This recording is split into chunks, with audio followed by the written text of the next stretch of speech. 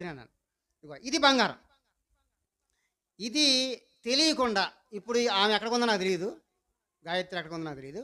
కానీ ఇది తెలియకుండా వేరే షాప్‌కి మీరు అమ్మాలనుకుంటున్నారు. ఇది బంగారమే కదా! బంగారం మీకు తెలుసు, ఆమెకు తెలుసు, అంత వాడుతుంది.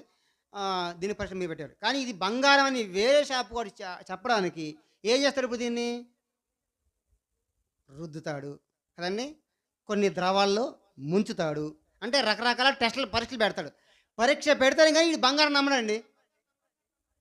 సరే బంగారం పక్కన పెడదాం. తర్వాత చూసుకుందాం గాని. బొగ్గు. బొగ్గు తీసుకొచ్చి ఇది బొగ్గు అని చెప్పడానికి పరీక్షలు ఉంటాయా? ఇది బొగ్గు అనడానికి రుత్తాడు ఎవడన్నా? బొగ్గు అనడానికి ఎవరన్నా రసాయనాల్లో నింపుతాడా? ఎందుకు నింపడు? బొగ్గు దానికి పరీక్షలుండవు. బంగారానికే పరీక్షలుంటాయి. బొగ్గులాడికి పరీక్షలుండవు. బంగారానికే పరీక్ష ఉంటది. బంగారానికే పరీక్ష ఉంటది. కదండీ! బొగ్గులకి అవసరంలా. ఫెయిల్ అయిపోతే అవసరంలా కదండీ! పాస్ అయినోడికి ఇంటర్వ్యూ ఉంటది. అంతేనా?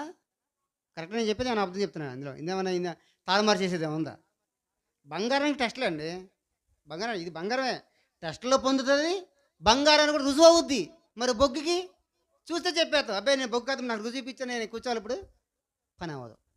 ఇప్పుడు దేవుడు ఇది నిజమని చెప్పడానికి కొన్ని వేల పరీక్షలు జరిగినాయి.